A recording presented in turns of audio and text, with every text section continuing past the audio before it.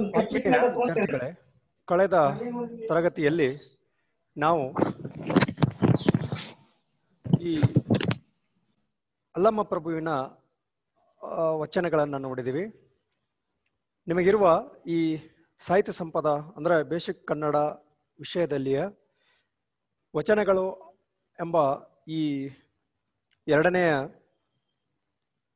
ಪದ್ಯ ಭಾಗದಲ್ಲಿಯ ಒಂದನೇದೇನಿತ್ತು ಅಲ್ಲಮ್ಮ ಪ್ರಭುವಿನ ವಚನಗಳಿದ್ವು, ಎರಡನೆಯದು ಗಟ್ಟಿವಾಳಯ್ಯ ಅನ್ನುವಂಥವ್ರ ವಚನ. ಈ ಗಟ್ಟಿವಾಳಯ್ಯರ ವಚನವನ್ನು ನೋಡೋಕ್ಕಿಂತ ಪೂರ್ವದಲ್ಲಿ ಅವರ ಸಂಕ್ಷಿಪ್ತವಾದಂಥ ಪರಿಚಯವನ್ನು ನೋಡೋಣ.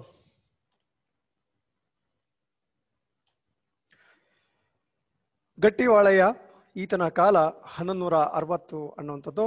12ನೇ ಶತಮಾನದ ವಚನಕಾರ ಹಾಗೂ ಶರಣ. ಮುದ್ದಣ್ಣ ಇವನ ಪೂರ್ವ ನಾಮಧೇಯ.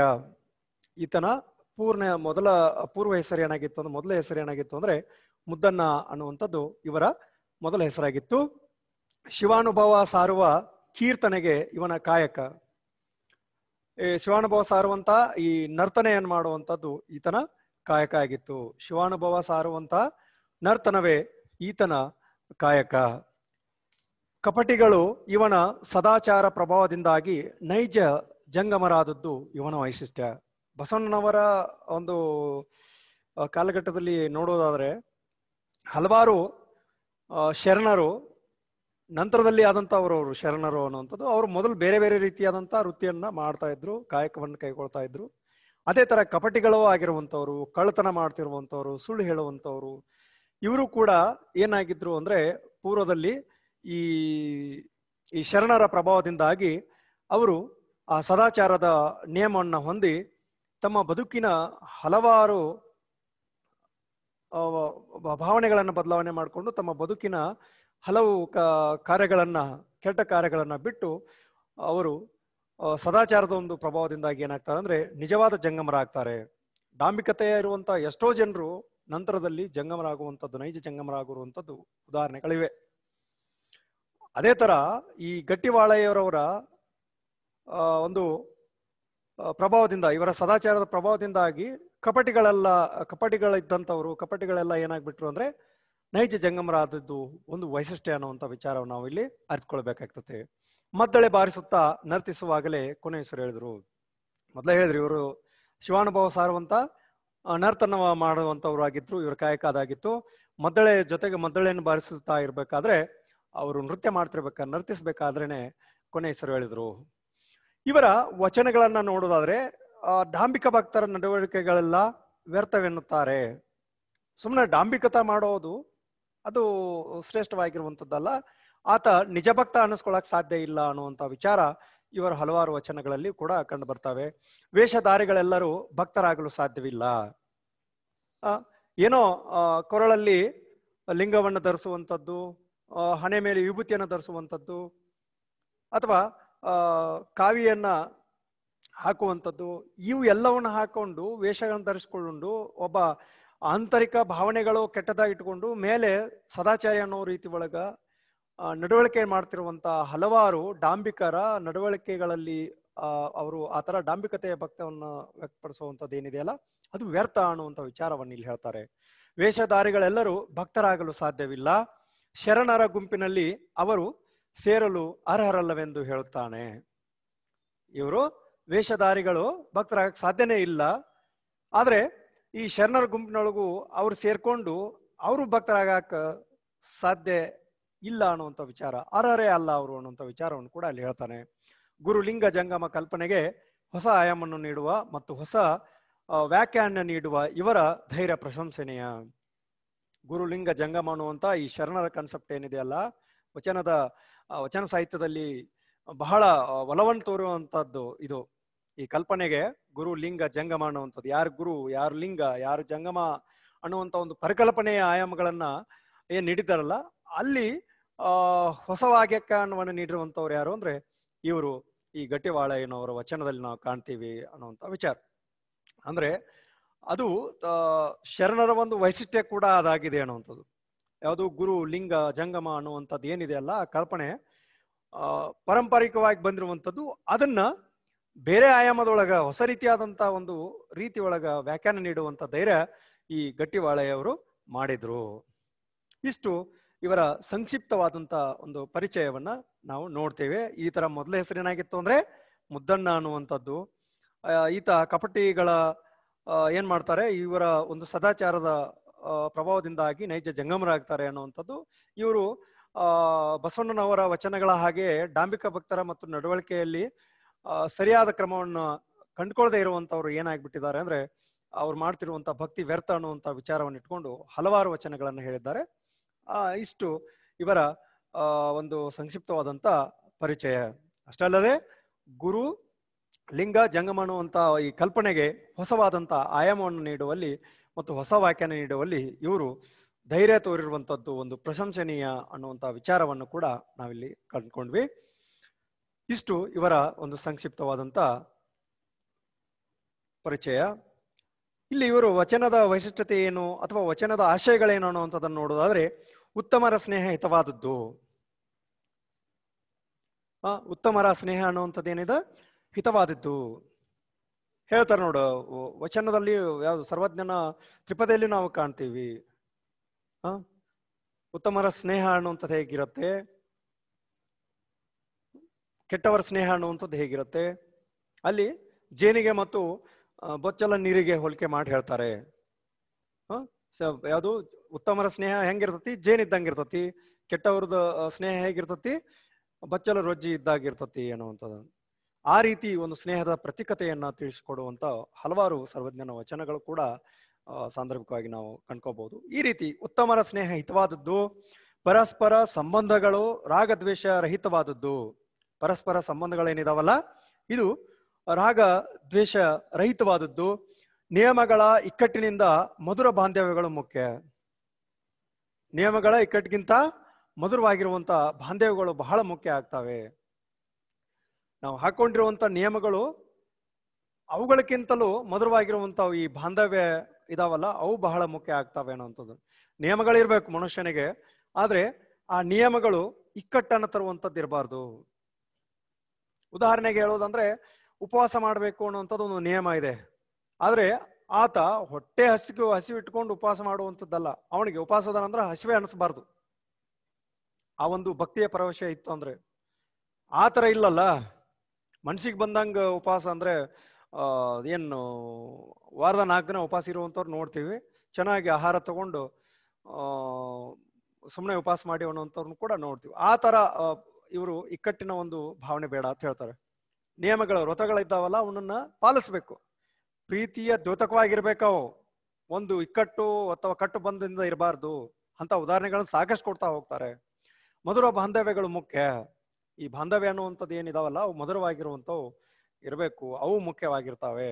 ನಮಗ ಈ ಕಠೋರವಾಗಿರುವಂತಹ ಏನು ಪಾಲಿಸಬೇಕಾಗಿರುವಂತಹ ನಿಯಮಗಳಕ್ಕಿಂತಲೂ ಈ ಮಧುರವಾದಂತಹ ಬಾಂಧವ್ಯಗಳು ಮುಖ್ಯ ಆಗ್ತವೆ. ನಡೆನುಡಿ ಪ್ರಮಾಣಬದ್ಧವಾಗಿರುವುದೇ ಜೀವನ. ನಡೆನುಡಿ ಪ್ರಮಾಣಬದ್ಧವಾಗಿರ್ಬೇಕು. ನಾವು ಏನ್ ಹೇಳ್ತೀವಿ ಆ ತರ ನಡ್ಕೋಬೇಕಷ್ಟೇ. ನಾವು ಹೇಗೆ ನಡ್ಕೊಳ್ತೀವಿ ಆ ತರ ನುಡಿಬೇಕು. ಹೇಳೋದೊಂದು ನಡೆಯೋದೊಂದು ಆದ್ರೆ ಅದು ಪ್ರಮಾಣಬದ್ಧವಾದಂತಹ ಬದುಕು ಆಗಿರೋದಿಲ್ಲ. ಅವರ ವಿಚಾರಗಳನ್ನ ಈ ವಚನಗಳಲ್ಲಿ ಹೇಳ್ತಾ ಹೋಗ್ತಾರೆ. ಇವರ ವಚನ 1ನೇ ವಚನದೊಳಗೆ ಏನ್ ಹೇಳ್ತಾರ ಅಂದ್ರೆ, ಇರುವ ಕೈದಿಂಗೆ ದಯಧರ್ಮದ ಮೊನೆ ಉಂಟೆ, ಕಾಳೋರಗಣ ದಾಡೆಯಲ್ಲಿ ಅಮೃತದ ಸುದೆಯುಂಟೆ, ಕೂಟವ ಕೂಡಿ ಸಮಯನೊಂದಲ್ಲಿ ಅಜಾತನ ಬಲ್ಲರೆ, ಎನಗೆ ನಿಮ್ಮೊಳಗಿನ್ನೇತರ ಮಾತು, ವೇಷಧಾರಿಗಳೆಲ್ಲ ನಿಮ್ಮ ಕೂಟಕ್ಕೆ ಹೊರಗು, ಚಿಕ್ಕಯ್ಯ ಪ್ರಿಯ ಸಿದ್ಧಲಿಂಗ ಇಲ್ಲ ಇಲ್ಲ ಎಂದೆ. ಇಲ್ಲಿ ಗಮನಿಸಬೇಕು. ಇರುವ ಕೈದಿಂಗೆ ದಯಧರ್ಮದ ಮೊನೆ ಉಂಟೆ. ಇರುವಂತ ಏನು ಇರುತ್ತದಲ್ಲ ಅಂದ್ರೆ ತಿವಿಯುವಂಥದ್ದು, ಕತ್ತರಿಸುವಂಥದ್ದು, ಕೊಲ್ಲುವಂತ ಒಂದು ಆಯುಧ ಇದೆಯಲ್ಲ, ಅದನ್ನ ಹೇಳ್ತಾರಲ್ಲಿ. ಇರುವ ಕೈದಿಂಗೆ, ಕೈದು ಅಂದ್ರೆ ಆಯುಧ ಅನ್ನುವಂಥದ್ದು. ಈ ಕೊಲ್ಲುವಂತ ಒಂದು ಆಯುಧ ಇದೆ. ಚೂರು ಇದೆ, ಚಾಕು ಇದೆ, ಬೇರೆ ಬೇರೆ ಬೇರೆ ಖಡ್ಗವಿದೆ. ಇದು ಒಂದು ಆಯುಧ, ನೀವು ಉದಾಹರಣೆ ತಗೋಬಹುದು. ಈ ಇರುವ ಕೈದಿಂಗೆ ಆಯುಧಕ್ಕ ಈ ಒಂದು ಚಾಕುವಿನಿಂದ ಚುಚ್ಚುವಂಥದ್ದು ಅಥವಾ ಖಡ್ಗದಿಂದ ಚುಚ್ಚುವಂಥದ್ದು, ಇದನ್ನ ನೀವು ಒಂದು ಪರಿಕಲ್ಪನೆಯಾಗಿ ಇಟ್ಕೊಂಡ್ರೆ ಅದಕ್ಕ ದಯಧರ್ಮದ ಮೊನೆ ಉಂಟೆ ಅಂತ ಹೇಳ್ತಾರೆ. ಇಲ್ಲಿ ಇರುವ ಕೈದಿಂಗೆ ಒಂದು ಚಾಕು ಇದೆ, ಒಂದು ಖಡ್ಗವಿದೆ, ಅದಕ್ಕ ದಯಧರ್ಮದ ಮೊನೆ ಉಂಟೆ. ಆ ಮೊನೆ ಅಂದ್ರೆ ಚೂಪಾಗಿರುವಂಥದ್ದು, ತೀಕ್ಷ್ಣವಾಗಿರುವಂಥದ್ದು, ಅಥವಾ ಇನ್ನೊಂದು ಅರ್ಥದ್ದು ಧೈರ್ಯ ಅಂತ ಹೇಳ್ತಾರೆ ಅನ್ನೋಂಥದ್ದು. ಆ ಖಡ್ಗದ ತುದಿಗೆ ದಯಧರ್ಮದ ದಯಧರ್ಮದ ಬಗ್ಗೆ ಏನಾದ್ರೂ ಅದು ಬಲ್ಲದ್ದು ಏನು ಗೊತ್ತಿದೆ ಏನದಕ್ಕೆ? ಇರುವ ಕೈದಂಗೆ ದಯಧರ್ಮದ ಮೊನೆ ಉಂಟೆ. ಕೊಲ್ಲುವಂತ ಆ ಆಯುಧಕ್ಕ ದಯೆ, ಧರ್ಮ, ಕರುಣೆ, ಪ್ರೀತಿ, ವಾತ್ಸಲ್ಯ, ದುಃಖ, ದುಮ್ಮಾನ ಇವೆಲ್ಲವುಗಳ ಗೊತ್ತೇನು ಅನ್ನುವಂತ ಪ್ರಶ್ನೆ ಇಲ್ಲಿ ಹಾಕ್ತಾರೆ.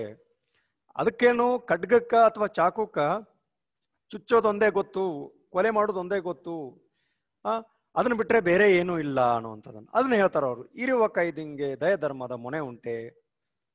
ಅದೇನು ಚಾಕುನೋ ಅಥವಾ ಖಡ್ಗದ ತುದಿಗೆ ದಯಾಧರ್ಮ ಅನ್ನುವಂಥದ್ದು ಏನಾದ್ರು ಇದೆ ಏನಾ? ಇವ್ರನ್ನ ಕೊಲ್ಲಬೇಕು, ಇವ್ರನ್ನ ಕೊಲ್ಲಬಾರ್ದು, ಇವ್ರನ್ನಷ್ಟ ಕೊಲ್ತೀನಿ, ಇವ್ರನ್ನಷ್ಟ ಬಿಡ್ತೀನಿ ಅನ್ನುವಂಥದ್ದು ಏನಾದ್ರು ಆ ದಯಾಧರ್ಮದ ಮೊನೆ ಇದೆ ಏನು ಅಂತ ಹೇಳಿ ಇಲ್ಲಿ ಹೇಳ್ತಾರೆ. ಅದು ಒಳ್ಳೆಯವ್ರನ್ನ ಉಳಿಸೋದು, ಕೆಟ್ಟವ್ರನ್ನ ಮಾತ್ರ ಕೊಲ್ತತನ ಇಲ್ಲ.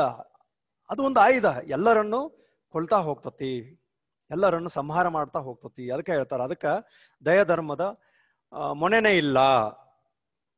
ದಯಾಧರ್ಮ ಅನ್ನುವಂಥದ್ದು ಗೊತ್ತಿಲ್ಲ ಅದಕ್ಕೆ. ನಾವು ಅದನ್ನ ಯಾವ್ದಕ್ಕೆ ಬಳಕೆ ಮಾಡ್ಕೊಳ್ತೀವೋ ಆ ರೀತಿ ಬಳಕೆ ಆಗ್ತದ. ಅದು ನಾವು ಯಾವ್ದಕ್ಕ ಬಳಕೆ ಮಾಡ್ಕೊಳ್ತೀವೋ ಅದು ಅದಕ್ಕ ಬಳಕೆ ಆಗತ್ತೆ.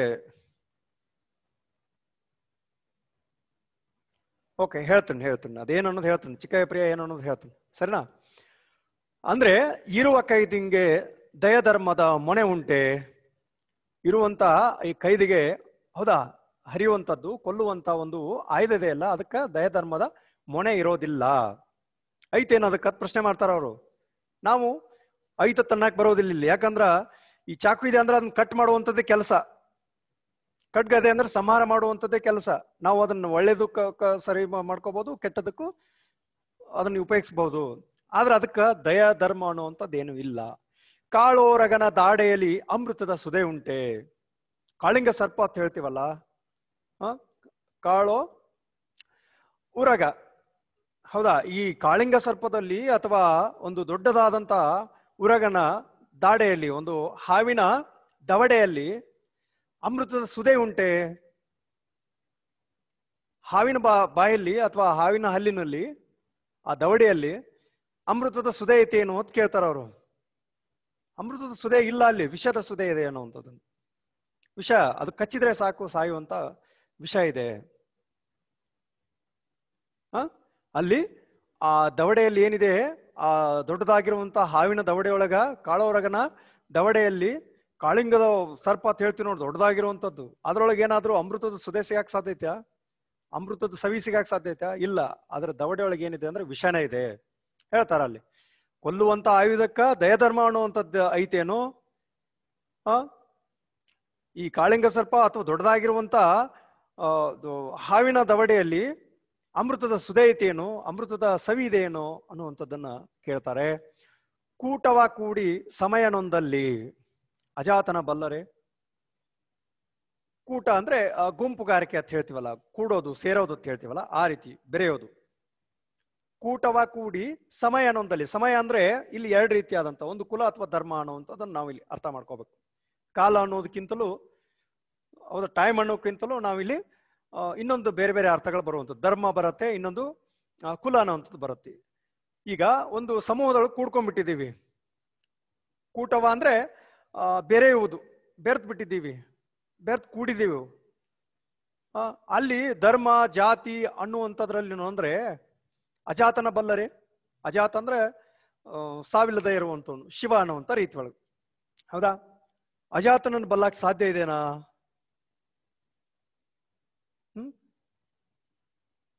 ಆ ಹುಟ್ಟಿಲ್ಲದವನು ಅಜಾತ ಅಂದ್ರೆ ಅಜಾತ ಅಂದ್ರೆ ಹುಟ್ಟಿಲ್ಲದವನು, ಅಥವಾ ಶಿವ ಅನ್ನುವಂಥದ್ದನ್ನು, ಆತನನ್ನ ಬಲ್ಲಕ್ಕೆ ಸಾಧ್ಯ ಇದೆನಾ? ಆತನನ್ನ ಬಲ್ಲಕ್ಕೆ ಸಾಧ್ಯ ಇದೆನಾ? ಆತನನ್ನು ಬಲ್ಲಬಹುದಾ? ನಾವು ಅವನನ್ನ ಕಾಣಬಹುದಾ, ಅರಿತುಕೊಳ್ಬಹುದಾ? ಕೂಟವ ಕೂಡಿ ಸಮಯನೊಂದಲ್ಲಿ. ಸೊ ಎಲ್ರೂ ಒಟ್ಟು ಕೂಡ್ಕೊಂಡು ಸೇರ್ಕೊಂಡು ಬೆರೆಯೋದ್ರಿಂದ, ಕೂಡ್ಕೊಂಡಿರೋದ್ರಿಂದ ಅಲ್ಲಿ ಜಾತಿ ಧರ್ಮ ಹೋಯ್ತಲ್ಲ ಅಂತ ನಂತರ ಜಾತಿ ಧರ್ಮ ಅನ್ನುವಂಥದ್ದು ಹೋಯ್ತಲ್ಲ, ಕುಲ ಹೋಯ್ತಲ್ಲ ಅಂತೇಳಿ ನೊಂದ್ರೆ ಆ ಶಿವನನ್ನು ಕಾಣಕ್ ಸಾಧ್ಯ ಇದೆನಾ ಅಥವಾ ಶಿವನನ್ನ ಬಲ್ಲಕ್ ನಾವು ಸಾಧ್ಯ ಇದೆನಾ ಅನ್ನುವಂತ ಪ್ರಶ್ನೆಯನ್ನ ಇಲ್ಲಿ ಮಾಡ್ತಾರೆ. ಎನಗೆ ನಿಮ್ಮೊಳಗೆ ಇನ್ನೇತರ ಮಾತು. ಇಂಥವ್ರ ಜೊತೆಗೆ ನಿಮ್ ಜೊತೆ ನನಗೆ ಅದರ ಮಾತು. ನೀವು ಮೇಲೆ ಅಮೃತದ ಸವಿಯನ್ನು ನೀಡೋ ರೀತಿ ಒಳಗಿದ್ದೀರಿ, ಆದ್ರೆ ಪರವಾಗಿರುವಂಥದ್ದು ನಿಮ್ಮ ಜೀವನದ ವೃತ್ತಾಂತ ಹೇಗಿದೆ, ವಿಷವನ್ನ ಕೊಡುವಂಥದ್ದಿದೆ. ಇರುವ ಖಡ್ಗ ಚೆನ್ನಾಗಿದೆ ಅಂತೇಳಿ ಅದನ್ನ ಏನು ಮಾಡೋದಿಲ್ಲ. ಇದು ನಾನು ಒಳ್ಳೆಯವನಿದ್ದಾನೆ ಅಂತೇಳಿ ಅದನ್ನ ಕೈ ಚುಚ್ಕೊಂಡು ಚುಚ್ಚದೇ ಇರುತ್ತ, ಅದು ಚುಚ್ಚತ್ತೆ. ಅದಕ್ಕೆ ದಯಧರ್ಮದ ಮೊಣೆ ಇರೋದಿಲ್ಲ. ಆ ಹಾವಿಗೆ ದವಡೆಯಲ್ಲಿ ವಿಷವಿರತ್ತೆ ವಿನ ಅಮೃತದ ಸುದೆ ಇರೋದಿಲ್ಲ. ಸುಮ್ಮನೆ ಬೆರೆಯೋದು, ಕೂಟೋದು ಎಲ್ಲವನ್ನ ಮಾಡಿ ನೊಂದಲ್ಲಿ ಅಂದ್ರೆ ಜಾತಿ ಧರ್ಮದ ಬಗ್ಗೆ, ಕುಲದ ಬಗ್ಗೆ ನೊಂದ್ಕೊಂಡ್ಬಿಟ್ರೆ ಶಿವನನ್ನು ಕಾಣಕ್ ಸಾಧ್ಯ ಇದೆನಾ ಅನ್ನುವಂಥದ್ದು. ಆ ರೀತಿ ಏನು ಮಾಡಕ್ ಸಾಧ್ಯ ಇಲ್ಲ. ಇಂಥವ್ರ ಜೊತೆ ನನಗೇನ್ ಬೇಡ, ಸ್ನೇಹ ಬೇಡ ಅನ್ನುವಂಥದ್ದನ್ನ, ನಿಮ್ಮೊಳಗೆ ಇನ್ನೇತರ ಮಾತು, ನಿಮ್ಮೊಳಗೆ ನಿಮ್ಮ ಜೊತೆ ನಾನು ಏನ್ ಮಾತಾಡುವಂಥದ್ದು, ನಿಮ್ಮಂಥವ್ರ ಜೊತೆ ನಾನು ಕೂಡಕ್ ಸಾಧ್ಯ ಇಲ್ಲ ಅನ್ನುವಂಥದ್ದನ್ನ ಇಲ್ಲಿ ಹೇಳ್ತಾರೆ. ಎನಗೆ ನಿಮ್ಮೊಳಗೆ ಇನ್ನೇತರ ಮಾತು. ವೇಷಧಾರಿಗಳೆಲ್ಲ ನಿಮ್ಮ ಕೂಟಕ್ಕೆ ಹೊರಗೋ. ಈ ವೇಷಧಾರಿಗಳಾಗಿರುವಂತಹ ಏನು ಸೇರ್ಕೊಂಡಿದಾರಲ್ಲ ನಿಮ್ಮ ಕೂಟಕ್ಕ, ಯಾರು ದೇವರಿಗೆ ಹೇಳ್ತಾ ಇರುವಂಥದ್ದು, ಚಿಕ್ಕಯ್ಯ ಪ್ರಿಯ ಸಿದ್ಧಲಿಂಗ ಆ ದೇವರಲ್ಲಿ ಹೇಳ್ತಾ ಇರುವಂಥದ್ದು, ನಿಮ್ಮ ಕೂಟಕ್ಕೆ, ನಿಮ್ಮಲ್ಲಿ ಬೆರೆಯುವಂಥವ್ರಿಗೆ ಇಂಥವ್ರಿಗೆ ಜಾಗ ಇಲ್ಲ, ಇವ್ರು ಯಾವಾಗ್ಲೂ ಹೊರಗೆ ಇರ್ತಾರೆ. ಇಂಥವ್ರು ಯಾವಾಗ್ಲೂ ಹೊರಗೆ ಇರ್ತಾರೆ ಅನ್ನುವಂಥ ವಿಚಾರವನ್ನ ಈ ವಚನದಲ್ಲಿ ಹೇಳ್ತಾರೆ. ಚಿಕ್ಕಯ್ಯ ಪ್ರಿಯ ಸಿದ್ಧಲಿಂಗ ಇಲ್ಲ ಎಂದೆ. ಇಲ್ಲಿ ಗಟ್ಟಿ ವಾಳಯ್ಯನವರ ವಚನದ ಅಂಕಿತ ನಾಮ ಯಾವುದು ಅಂದ್ರೆ ಚಿಕ್ಕಯ್ಯ ಪ್ರಿಯ ಸಿದ್ಧಲಿಂಗ. ಬೇಕಾದ್ರೆ ನೋಟ್ ಮಾಡ್ಕೊಳ್ರಿ. ಚಿಕ್ಕಯ್ಯ ಪ್ರಿಯ ಸಿದ್ಧಲಿಂಗ ಅನ್ನುವಂಥದ್ದು ಗಟ್ಟಿ ವಾಳಯ್ಯನವರ ವಚನದ ಅಂಕಿತ. ಸರಿನಾ? ಇಷ್ಟು ಈ ವಚನದಲ್ಲಿ ಕಾಣ್ತೇವೆ. ಕೊಲ್ಲುವಂತ ಆಯುಧಕ್ಕೆ ದಯಧರ್ಮದ ಮೊನೆ ಇರೋದಿಲ್ಲ. ಕಾಳೋರಗನ ದಾಡೆಯಲ್ಲಿ ಅಮೃತದ ಸುಧೆ ಇರೋದಿಲ್ಲ. ಕೂಟವ ಕೂಡಿ ಸಮಯನೊಂದಲ್ಲಿ ಗುಂಪು ಕುಡ್ಕೊಂಡು ಅವರು ಒಂದು ಎಲ್ರ ಜೊತೆ ಸೇರ್ಕೊಂಡು ಜಾತಿ ಹೋಯ್ತು, ಧರ್ಮ ಹೋಯ್ತು, ಕುಲ ಹೋಯ್ತು ಅಂತೇಳಿ ನೊಂದ್ಕೊಳ್ಳುವಂಥವ್ರಿಗೆ ಶಿವನನ್ನು ಬಲ್ಲಕ್ ಸಾಧ್ಯ ಇದನಾ ಅನ್ನುವಂತ ಪ್ರಶ್ನೆಯನ್ನ ಹಾಕಿ ಹೇಳ್ತಾರೆ. ಇಂಥವ್ರೊಳಗ ನನಗೆ ಅಂತ ಮಾತು ಅನ್ನುವಂತ ರೀತಿ ಒಳಗೆ ಹೇಳ್ತಾರೆ. ನನಗೆ ನಿಮ್ಮೊಳಗೆ ಇನ್ನೇತರ ಮಾತು. ಇಂಥವ್ರು ಇರ್ಬೇಕಾದ್ರೆ ಇಂಥವ್ರ ಜೊತೆ ಇನ್ನೇನ್ ಮಾತಾಡುವಂಥದ್ದು. ವೇಷಧಾರಿಗಳೆಲ್ಲ ನಿಮ್ಮ ಕೂಟಕ್ಕೆ ಹೊರಗು. ಈ ವೇಷ ಧರಿಸ್ಕೊಂಡಿರುವಂಥವ್ರೆಲ್ಲ ಏನಿದಾರಲ್ಲ ಇವರು ನಿಮ್ಮ ಕೂಟಕ್ಕೆ, ನಿಮ್ಮ ಸಂಘದಿಂದ ಹೊರಗೆ ಅನ್ನುವಂತ ವಿಚಾರವನ್ನ ಅಲ್ಲಿ ಹೇಳ್ತಾರೆ. ಈ ಚಿಕ್ಕಯ್ಯ ಪ್ರಿಯ ಸಿದ್ಧಲಿಂಗ ಅನ್ನುವಂಥದ್ದು ಅವರ ವಚನದ ಅಂಕಿತ. ಇಂಥ ವೇಷಧಾರಿಗಳು ನಿಮ್ಮ ಈ ಭಕ್ತ ಸಂಘದೊಳಗೆ ಸೇರಕ್ ಸಾಧ್ಯನೇ ಇಲ್ಲ ಅನ್ನುವಂತ ವಿಚಾರವನ್ನ ಇಲ್ಲಿ ವ್ಯಕ್ತಪಡಿಸ್ತಾ ಹೋಗ್ತಾರೆ. ಸರಿನಾ? ಇಷ್ಟು ಈ ಒಂದು ಪದ್ಯದ ಸಾರಾಂಶ, ಈ ವಚನದ ಒಂದು ಸಾರಾಂಶವನ್ನು ಅರಿತುಕೊಳ್ಬಹುದು. ಚೂಪಾಗಿರುವಂತಹ, ತೀಕ್ಷ್ಣವಾಗಿರುವಂತಹ ಒಂದು ಆಯುಧಕ್ಕ ದಯಧರ್ಮ ಅನ್ನುವಂಥದ್ದು ಇರೋದಿಲ್ಲ. ಚುಚ್ಚಿದ್ರೆ ಸಾಕು ಸಾಯುವಂಥದ್ದು. ಅದೇ ರೀತಿ ಒಂದು ಕಾಳೋರಗ, ಏನೋ ಕಾಳಿಂಗ ಸರ್ಪಣೋ, ದೊಡ್ಡ ಹಾವು ಅಂತ ಹೇಳ್ತೀವಲ್ಲ, ಅದ್ರ ದಾಡೆಯಲ್ಲಿ ಅಮೃತ ಸುಧೆ ಇಡಕ್ ಸಾಧ್ಯ ಇದೆನಾ? ವಿಷನೇ ಇರುತ್ತೆ. ಕೂಟವನ್ನು ಕೂಡಿ ಸಮಯನೊಂದಲ್ಲಿ, ಸಮಯ ಅಂದ್ರೆ ಯಾವುದು, ಕುಲ ಅಥವಾ ಧರ್ಮ ಅನ್ನುವಂಥದ್ದು, ಹುಟ್ರ ಜೊತೆ ಬೆರೆತ್ಕೊಂಡು ಅಯ್ಯೋ ಇಂಥವ್ರ ಜೊತೆ ಬೆರೆತ್ಬಿಟ್ನಲ್ಲ, ಕೆಳಜಾತಿಯವ್ರ ಜೊತೆ ಬೆರೆತ್ಬಿಟ್ನಲ್ಲ, ಮೇಲ್ಜಾತಿಯವ್ರ ಜೊತೆ ಬೆರೆತ್ಬಿಟ್ನಲ್ಲ ಅನ್ಕೊಂಡು ಆ ಜಾತಿ ಅಥವಾ ಕುಲದ ಬಗ್ಗೆ ವಿಚಾರ ಮಾಡ್ಕೊಂಡು ನೊಂದುತ್ತಾ ಇರುವಂತವ್ರು ಶಿವನನ್ನು ಕಾಣಕ್ ಸಾಧ್ಯ ಇದೆನಾ ಅಥವಾ ಶಿವನನ್ನು ಬಲ್ಲಕ್ ಸಾಧ್ಯ ಇದೆನಾ ಅನ್ನುವಂತ ಪ್ರಶ್ನೆ ಮಾಡ್ತಾರೆ. ಏನಾಗೆ ನಿಮ್ಮೊಳಗೆ ಇನ್ನೇತರ ಮಾತು. ಈ ರೀತಿ ವೇಷಧಾರಿಯಾಗಿರುವಂತವ್ರ ಜೊತೆ ನನಗೆದರ ಮಾತು. ವೇಷಧಾರಿಗಳೆಲ್ಲ ನಿಮ್ಮ ಕೂಟಕ್ಕೆ ಹೊರಗು. ಈ ತರ ವೇಷ ಧರಿಸ್ಕೊಂಡಂತವ್ರು ಏನಿದಾರಲ್ಲ ಇವರು ನಿಮ್ಮ ಜೊತೆ ಬೆರೆಯಕ್ ಸಾಧ್ಯನೇ ಇಲ್ಲ, ಅವರು ಹೊರಗೆ ಇರ್ತಾರೆ. ಅಂತವ್ರು ನಿಮ್ಮ ಭಕ್ತರಲ್ಲ, ನಿಮ್ಮ ಪ್ರೀತಿಗೆ ಪಾತ್ರರಾಗಿರುವಂತವ್ರಲ್ಲ ಅಂತೇಳಿ ಆ ದೇವರಲ್ಲಿ ಇಲ್ಲ ಇಂಥವ್ರಿಲ್ಲ ಅನ್ನುವಂತ ಮಾತನ್ನ ಅಲ್ಲಿ ಹೇಳ್ತಾರೆ. ಚಿಕ್ಕಯ್ಯ ಪ್ರಿಯ ಸಿದ್ಧಲಿಂಗ ಇಲ್ಲ ನಿಮ್ಮ ಕೂಟಕ್ಕೆ ಅವ್ರು ಸೇರಕ್ ಸಾಧ್ಯನೇ ಇಲ್ಲ, ಅವರೆಲ್ಲ ಹೊರಗೆ ಅನ್ನುವಂತ ವಿಚಾರವನ್ನ ಈ ವಚನದಲ್ಲಿ ವ್ಯಕ್ತಪಡಿಸ್ತಾರೆ. ಇನ್ನು ಎರಡನೇ ವಚನದೊಳಗೆ ಏನ್ ಹೇಳ್ತಾರೆ? ತಪವೆಂಬುದು ಬಂಧನ, ನೇಮವೆಂಬುದು ತಗಹು, ಶೀಲವೆಂಬುದು ಸೂತಕ, ಕಟ್ಟಿನ ವ್ರತದ ಭಾಷೆಯೆಂಬುದು ನಗೆಗೀಡಾಯಿತು ನೋಡ. ಅನ್ನಾಗೆ ಹೊಗೆವನಿದಲ್ಲಿ ಹೊಗೆ ಜಡವಾದಡೆ ಚಿಕ್ಕಯ್ಯ ಪ್ರಿಯ ಸಿದ್ಧಲಿಂಗ ಇಲ್ಲ ಇಲ್ಲ ನಿಲ್ಲು ಮಾನು ಅನ್ನುವಂತ ಮಾತನಲ್ಲಿ ಹೇಳ್ತಾರೆ. ಎರಡನೇ ವಚನದೊಳಗೆ ಹೇಳ್ತಾರೆ ಏನಂದ್ರೆ, ತಪವೆಂಬುದು ಬಂಧನ. ತಪಸ್ ಮಾಡೋದು, ಧ್ಯಾನ ಮಾಡೋದು, ದೇವರ ಅನುಗ್ರಹಕ್ಕೆ ಪಾತ್ರರಾಗೋದು, ನಮ್ಮ ಮನಸ್ಥಿತಿಗೆ ನಾವು ನೆಮ್ಮದಿನ ತರೋಗೋಸ್ಕರ ತಪವನ್ನು ಮಾಡ್ಬೋದು ವಿನ ಒಂದು ದೇವರನ್ನು ತಂದು ನಾನು ಪ್ರತ್ಯಕ್ಷ ಮಾಡ್ತೀನಿ ಅನ್ನುವಂಥದ್ದು ಸುಳ್ಳು ಅನ್ನುವಂಥದ್ದು ಈ ವಚನಕಾರರ ಒಂದು ನಿಲುವು.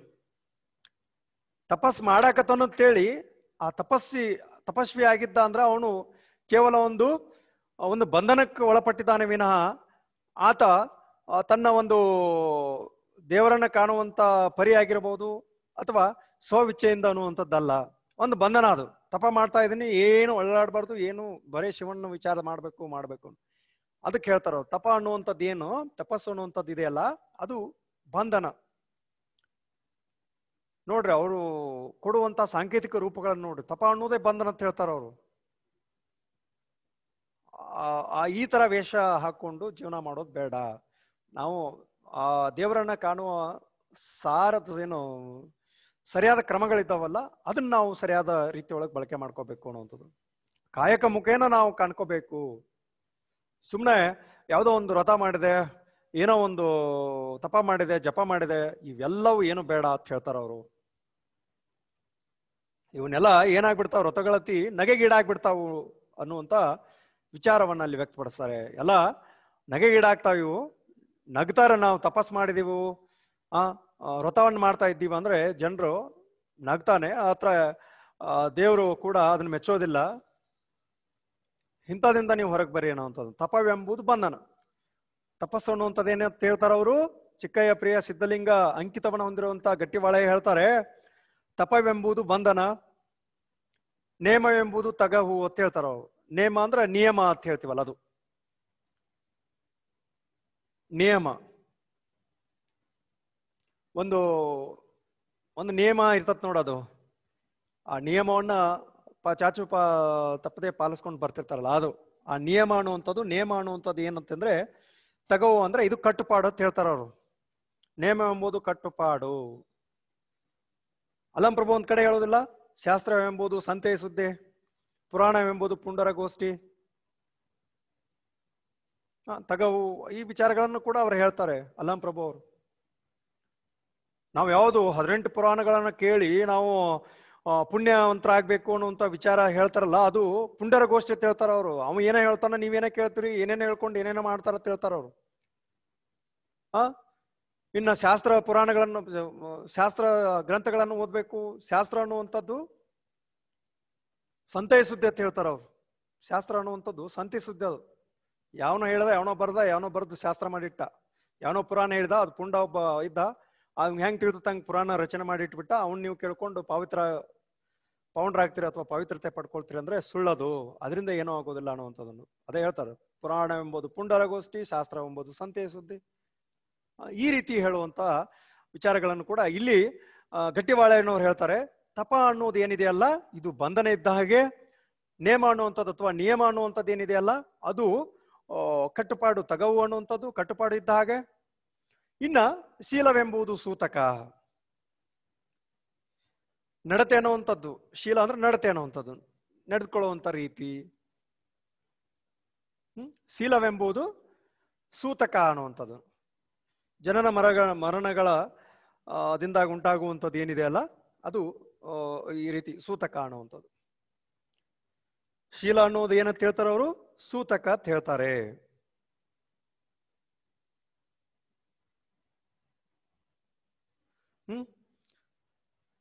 ಶೀಲ ಅನ್ನೋದೇ ಇನ್ನು ಸೂತಕ ಆಗ್ಬಿಟ್ರೆ ಯಾಕೆ ಅದ್ರದ ಬಗ್ಗೆ ನಾವು ಅಷ್ಟು ಇದನ್ನ ಮಾಡ್ಕೋಬೇಕು? ರೈಟ್, ಕಾಣುವಂಥದ್ದು ಅದೇ ಶೀಲ ಅನ್ನುವಂಥದ್ದು. ನಡತೆ, ನಡೆದುಕೊಳ್ಳುವಂತ ರೀತಿ, ಒಳ್ಳೆಯ ನಡತೆ, ಇವುಗಳ ಬಗ್ಗೆ ಹೇಳ್ತಾರೆ. ಶೀಲ ಎಂಬುದು ಸೂತಕ.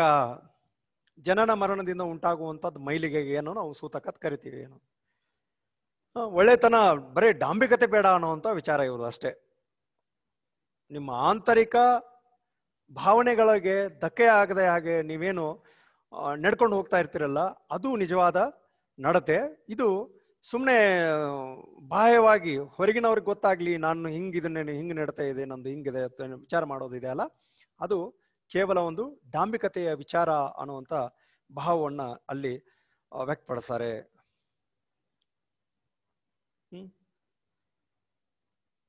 ಅದೇ ಈ ಸೂತಕ ಅಂದ್ರೆ ಏನು? ಹುಟ್ಟು, ಹೊಲೆ, ಸಾವು, ಹೊಲೆ ಮತ್ತು ಹುಟ್ಟುಗಳಿಂದ ಉಂಟಾಗುವಂಥದ್ದು ಈ ಸೂತಕ ಅಂತ ಹೇಳ್ತಾರೆ. ಸುಮ್ಮನೆ ಯಾವಂದ್ರನೋ ಹುಟ್ಟುವಂಥದ್ದು ಅನ್ನುವಂಥ ರೀತಿ ಒಳಗ ಇದನ್ನ ಹೇಳ್ತಾರೆ. ಶೀಲ ಎಂಬುದು ಸೂತಕ, ಕಟ್ಟಿನ ವ್ರತದ ಭಾಷೆ ಎಂಬುದು ನಗೆಗೀಡಾಯಿತು ನೋಡ. ಕಟ್ಟಿನ ವ್ರತ ಅಂದ್ರೆ ಕಠಿಣವಾದಂತ ವ್ರತವನ್ನು ಮಾಡೋದು ಅಂತ ಹೇಳ್ತಾರೆ ನೋಡು. ಕಠಿಣವಾದಂತ ವ್ರತ ಸುಮ್ಮನೆ ಹೇಳ್ತಿರ್ತಾರ, ಬೆಳಗ್ಗೆ ಎದ್ದು ಯಾರಿಗೂ ಕಾಣದೇ ಇರುವ ಹಾಗೆ ದೇವರನ್ನು ಕಾಣು ಅಂತ ಹೇಳ್ತಾರೆ. ಒಂದು ನಂಬಿಕೆ ಅದಷ್ಟೇ.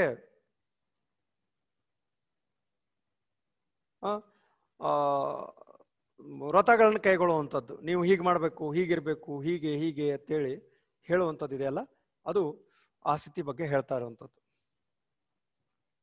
ಅವುಗಳನ್ನ ಒಂದು ನಗೆಗೀಡಾಗುವಂಥದ್ದು ನೋಡ. ಕಠಿಣವಾದಂಥ ವ್ರತದ ಭಾಷೆ ಎಂಬುದು ನಗೆಗೀಡಾಯ್ತು ನೋಡ ಅನ್ನುವಂಥದ್ದನ್ನು.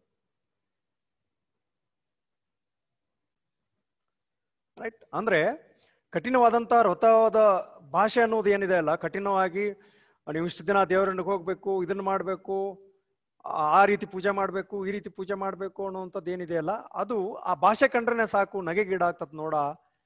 ನಗೆ ಹೊಗೆವನ್ನಲ್ಲಿ ಇದಲ್ಲಿ ಹೊಗೆ ಜಡವಾದದ್ದಡೆ ಚಿಕ್ಕಯ್ಯ ಪ್ರಿಯ ಸಿದ್ಧಲಿಂಗ, ಇಲ್ಲ ಇಲ್ಲ ನಿಲ್ಲು ಮಾನು ಅಂತೇಳಿ ಹೇಳ್ತಾರೆ. ನಗೆ ಹೊಗೆವನಿದಲ್ಲಿ ಹೊಗೆ ಜಡವಾದಡೆ ಅಂತ ಹೇಳ್ತಾರೆ. ಸುಮ್ಮನೆ ಯಾವುದೋ ಒಂದು ಕಠಿಣವಾಗಿರುವಂಥ ವ್ರತ ಮಾಡಬೇಕು, ಹೀಗಾಗ್ತತಿ, ಶೀಲ ಅನ್ನುವಂಥದ್ದು ಸೂತಕ, ನೇಮ ಅನ್ನುವಂಥದ್ದು ತಗವು, ತಪವೆಂಬುದು ಬಂಧನ, ಇವೆಲ್ಲ ಈ ಭಾಷೆಗಳನ್ನ ಕೇಳಿದ್ರೆ ಸಾಕು ನಗೆಗೀಡಾಗುವಂಥದ್ದಿದೆ. ಈ ನಗೆ ಹೊಗೆವನೆದಲ್ಲಿ ಅನ್ನುವಂಥ ಮಾತನಲ್ಲಿ ಹೇಳ್ತಾರೆ.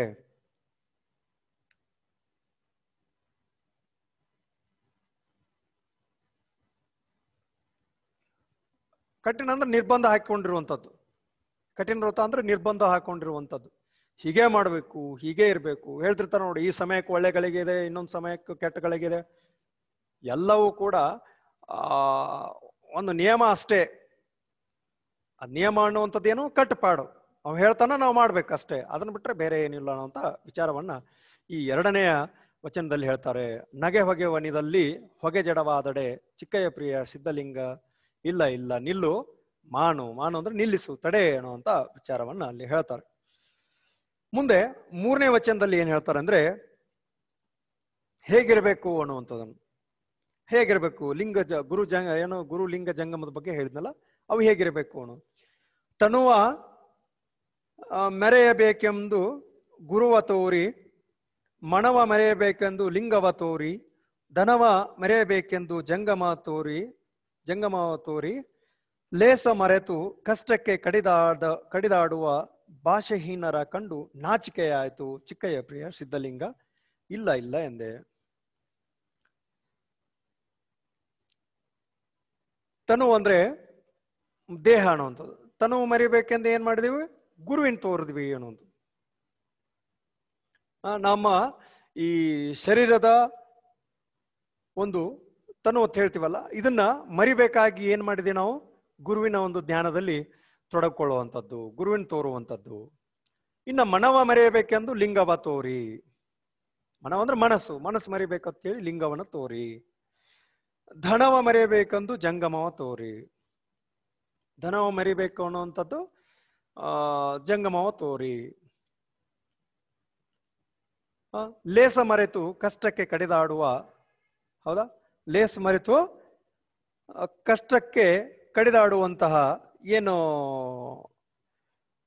ಈ ಸ್ಥಿತಿ ಇದೆ ಅಲ್ಲ, ಅಂತ ಭಾಷೆಹೀನರ ಕಂಡು ನಾಚಿಕೆ ಆಯಿತು ಚಿಕ್ಕಯ್ಯ ಪ್ರಿಯ ಸಿದ್ಧಲಿಂಗ, ಇಲ್ಲ ಇಲ್ಲ ಎಂದೆ ಅನ್ನುವಂಥ ವಿಚಾರವನ್ನು ಕೂಡ ಇಲ್ಲಿ ಹೇಳ್ತಾರೆ.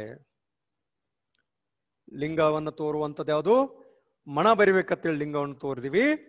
ತನು ಮರಿಬೇಕು, ದೇಹವನ್ನು ಮರಿಬೇಕು ಅಂತೇಳಿ ಗುರುವಿನ ಕಾಣ್ತಾ ಮೊರೆ ಹೋಗಿದೀವಿ ಅನ್ನುವಂಥದ್ದು.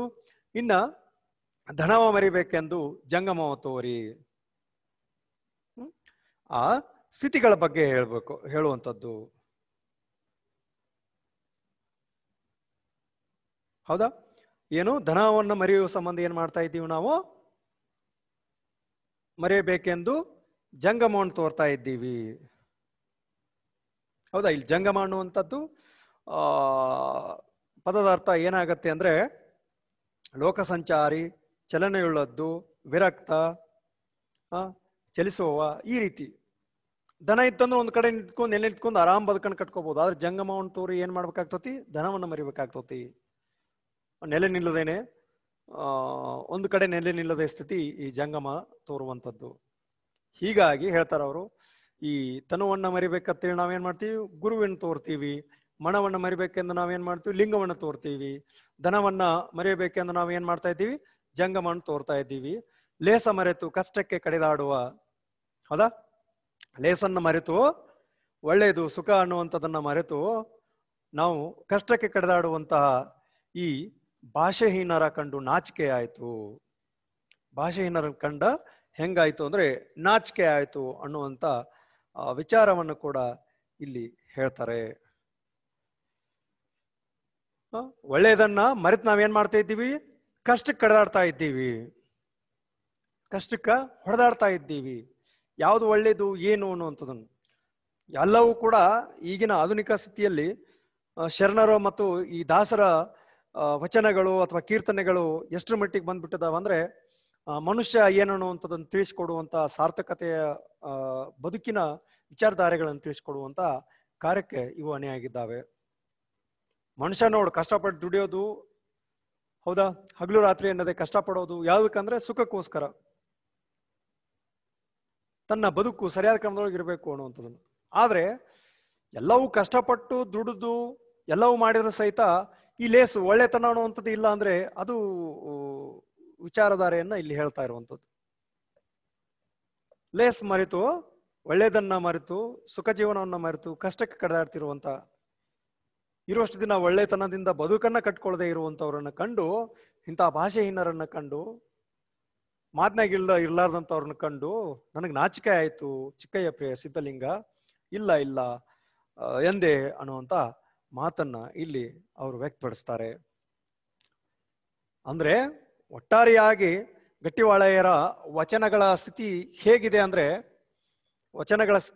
ಹೇಗಿದೆ ಅಂದ್ರೆ ಅಲ್ಲಿ ಕಾಣುವ ನೆಲೆಗಳು ಯಾವ ರೀತಿ ಇದ್ದಾವೆ, ಎಷ್ಟೊಂದು ಡಾಂಬಿಕತೆಯಿಂದ ಕೂಡಿದಾವೆ ಅನ್ನುವಂಥ ವಿಚಾರವನ್ನ ಇಲ್ಲಿ ವ್ಯಕ್ತಪಡಿಸ್ತಾ ಹೋಗ್ತಾರೆ. ಇಷ್ಟು ಇವರ ವಚನಗಳ ವಿಚಾರಧಾರೆಯನ್ನ ನಾವು ಕಂಡುಕೊಂಡ್ವಿ. ಹೌದಾ? 3 ವಚನಗಳನ್ನು ಇಟ್ಟಿದ್ದಾರೆ ಇವರಿಗೆ. ಕೊಲ್ಲುವಂತ ಆಯುಧಕ್ಕ ದಯಧರ್ಮ ಅನ್ನುವಂಥದ್ದು ಏನು? ವಿಷವನ್ನ ಕಾರುವಂತ ಕಾಳೋರಗನ ದವಡೆಯಲ್ಲಿ ಅಮೃತದ ಸುದೆ ಹುಟ್ಟಕ್ ಸಾಧ್ಯ ಇದೆನಾ? ಸಿಕ್ತತೆ ಏನು? ಎಲ್ರ ಜೊತೆ ಬೆರೆತು ಧರ್ಮ ಜಾತಿ ಕುಲದ ಬಗ್ಗೆ ನೊಂದ್ಕೊಂಡ್ರೆ ಆತ ಶಿವನನ್ನ ಕಾಣಕ್ ಸಾಧ್ಯ ಇದೆ ಏನು? ಇಂಥವ್ರ ಜೊತೆ ನನಗೆ ಅದರ ಮಾತು, ವೇಷಧಾರಿಗಳೆಲ್ಲ ನಿಮ್ಮ ಕೂಟದ ಹೊರಗಿರುವಂಥವ್ರು ಅನ್ನುವಂತ ಮಾತನಲ್ಲಿ ಹೇಳ್ತಾರೆ. 2ನೇದ್ರೊಳಗ ತಪ ಅನ್ನುವಂಥದ್ದು, ತಪಸ್ಸನ್ನ ಆಚರಿಸುವಂಥದ್ದು, ತಪ ಆಚರಿಸುವಂಥದ್ದು ಏನಿದೆಯಲ್ಲ ಇದು ಬಂಧನ, ನಿಯಮಗಳಿದಾವಲ್ಲ ಅವು ಕಟ್ಟುಪಾಡುಗಳು ತಗವು ಅನ್ನುವಂಥದ್ದು. ಶೀಲ ಎಂಬುದು ಸೂತಕ, ಕಟ್ಟಿನ ರಥದ ಭಾಷೆ ಎಂಬುದು ನಗೆಗೀಡಾಯ್ತು ನೋಡ, ನಗೆ ಹೊಗೆ ವನಿದಲ್ಲಿ ಹೊಗೆ ಜಡವಾದೆಡೆ ಚಿಕ್ಕಯ್ಯ ಪ್ರಿಯ ಸಿದ್ಧಲಿಂಗ, ಇಲ್ಲ ಇಲ್ಲ ನಿಲ್ಲು ಮಾನು ಅನ್ನುವಂತ ವಿಚಾರವನ್ನು ಕೂಡ ಅಲ್ಲಿ ಹೇಳ್ತಾರೆ. ತನುವ ಮೆರೆಯಬೇಕೆಂದು ಗುರುವ ತೋರಿದೆ. ಹೌದಾ? ಈ ಶರೀರವನ್ನು ಮರಿಬೇಕಂತ ನಾನು ಗುರುವಿನ ಮೊರೆ ಹೋದೆ, ಮನಸ್ಸನ್ನ ಮರಿಬೇಕು ಅನ್ನುವಂಥದ್ದನ್ನ ಏನ್ ಮಾಡಿದೆ? ಲಿಂಗಕ್ಕದ ಮೊರೆ ಹೋದೆ. ಇನ್ನು ಧನವನ್ನ ಮರಿಬೇಕಂತೇಳಿ ನಾನು ಜಂಗಮವ ತೋರಿ, ಇನ್ನು ಲೇಸ್ ಮರಿತು ಕಷ್ಟಕ್ಕೆ ಕಡಿದಾಡುವಂತ ಇಂಥ ಭಾಷೆಹೀನರ ಕಂಡು ನನಗೇನಾಯ್ತು? ನಾಚಿಕೆ ಆಯ್ತು ಅನ್ನುವಂತ ಮಾತನ್ನ ಈ ಗಟ್ಟಿವಾಳೆಯರವರು ತಮ್ಮ ವಚನದ ಅಂಕಿತವಾಗಿರುವಂತಹ ಚಿಕ್ಕಯ್ಯ ಪ್ರಿಯ ಸಿದ್ಧಲಿಂಗ ಎಂಬ ಅಂಕಿತದಲ್ಲಿ ಹೇಳ್ತಾ ಹೋಗ್ತಾರೆ. ಇಲ್ಲ ಇಲ್ಲ ಎಂದೆ, ಇಂಥವ್ರದ್ದು ನಿಮ್ಮ ಕೂಟದೊಳಗಿಲ್ಲ ಅಥವಾ ನಿಮ್ಮ ಒಂದು ಸಂಘದೊಳಗಿಲ್ಲ ಅನ್ನುವಂತ ವಿಚಾರವನ್ನು ವ್ಯಕ್ತಪಡಿಸ್ತಾರೆ. ಇಲ್ಲಿಗೆ ಈ ಗಟ್ಟಿವಾಳೆಯನವರ 3 ವಚನಗಳು ಮುಗಿದು ಮುಂದಿನ ತರಗತಿಯಲ್ಲಿ ಅಕ್ಕ ಮಹಾದೇವಿಯ ವಚನಗಳನ್ನು ನೋಡೋಣ. ಎಲ್ಲರಿಗೂ ಒಳ್ಳೆಯದಾಗಲಿ. ಧನ್ಯವಾದಗಳು.